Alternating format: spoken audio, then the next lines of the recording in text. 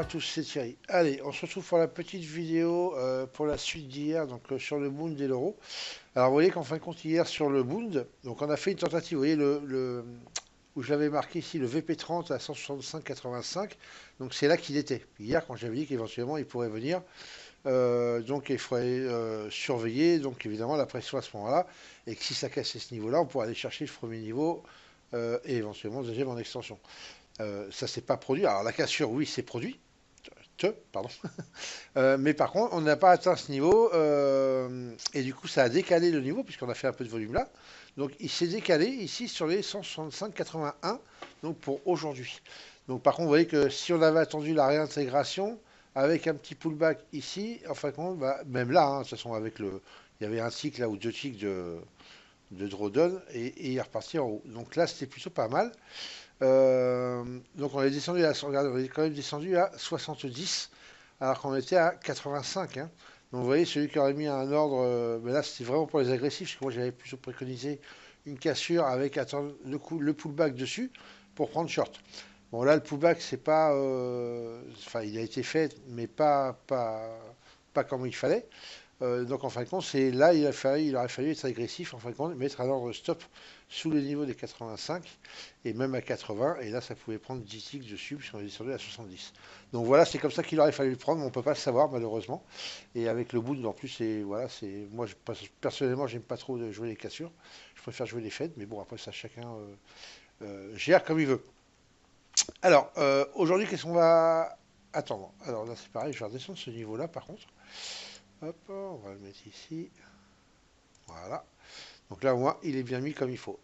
Donc là, on a clôturé ici sur les 165,97. Donc là, même chose. On va attendre le gap, évidemment, de 8 heures tout à l'heure. Et voir un petit peu si on va faire un gap up ou un gap down. Hier, on a fait un gap up. On va voir aujourd'hui ce que ça va donner. Donc peut-être qu'on fera un gap up pour descendre aussi, ou on fera un gap down peut-être pour monter, ou même pour descendre. Donc on va quand même continuer à surveiller ce niveau-là, des 165,81 maintenant. Et avec toujours les mêmes objectifs si on cassait d'aller chercher ce niveau des 66 et en extension des 34. A contrario, par contre, ce qui pourrait se passer, on va regarder les zones de single déjà. Zone SP, voilà. Donc les zones de single, elles n'ont pas changé par rapport à hier. Il n'y en a pas eu d'autres qui se sont mises. On a un pic ici. Alors je vais tracer le pic là. Hop.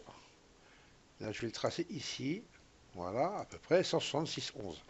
On va se donner un niveau intermédiaire, en fait, à partir de ce niveau-là. Si on vient retaper ce niveau-là, donc des 165,81, si on fade et que ça repart vers le haut, on peut se donner l'objectif des 166,11. Si jamais on casse, on se donne les objectifs que j'avais donnés donc depuis 2 jours, 66 et 34. Donc là, c'est les objectifs des TP, enfin qu'on a de gains possibles.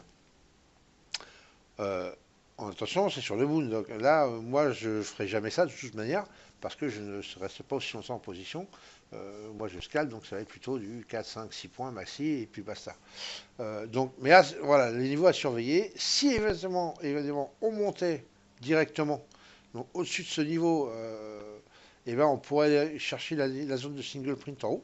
Donc là, par contre, ce serait des bons niveaux, des 66-45 à peu près, à 66-65, en gros 63, 65 en gros. Je ne sais pas pourquoi il se met par-dessous le volume profile. C'est une bonne question, il va falloir que je vois, parce que là, quand je trace mes trucs, ça ne le fait pas. Bon. En tout cas, voilà les objectifs pour le Bund d'aujourd'hui. Vous voyez qu'il n'y a quand même pas grand-chose. Allez, on va passer sur l'euro. Donc l'euro, hein, c'est ce que je disais. Alors hier matin, vous voyez qu'en fait, quand j'ai fait la vidéo, c'est par là à peu près, hein, c'est un petit peu avant 8 heures je crois. Donc on avait les niveaux ici qu'on avait, donc les 0,6, 0,6, 0,75. Non, j'avais pas ce niveau-là. Celui-là a dû être fait hier. Moi j'avais les 1,06, 0,05, un truc comme ça, hein, ici à peu près. Hein. Voilà, en gros, faites voir, 1,06. Voilà, je crois que c'était ici le niveau qu'on avait, si je dis pas de bêtises. C'était les 1,06, 0,05 qu'on avait. Donc vous voyez, en fin de compte, on l'a tergiversé autour de ce niveau-là, mais il a quand même bien marché. Puisqu'en fin de compte, regardez, on est venu, bon, on a cassé ce niveau. Alors là, déjà, on l'a arrêté. Là, c'était 9 heures. pratiquement ça l'a arrêté. Ici, à 2-3 ticks aussi, on l'a arrêté. On l'a cassé, on est revenu dessus, on tape dessus, mais ça rebondit. Là, ici, c'est pareil, poum, il tient en support et on rebondit, avant de retaper évidemment. Mais en tout cas, il a quand même bien fonctionné. Et le niveau dessus, par contre, celui-là que j'avais annoncé, les 0,6 365, bah regardez, il a été tapé à un tick près. Voilà, donc si vous aviez un ordre sur ce niveau-là, par exemple, à un ou deux ticks en dessous, hein, toujours, hein, pour donner une chance de plus, en tout cas d'être pris, et ben voilà, là, ceux qui restent en position pouvaient prendre tout le reste de la journée, de la soirée en tout cas, en short. On va regarder les zones de single print. Voilà, bon, il n'y a pas grand-chose sur les zones de single. Là, je vais avancer par contre aujourd'hui.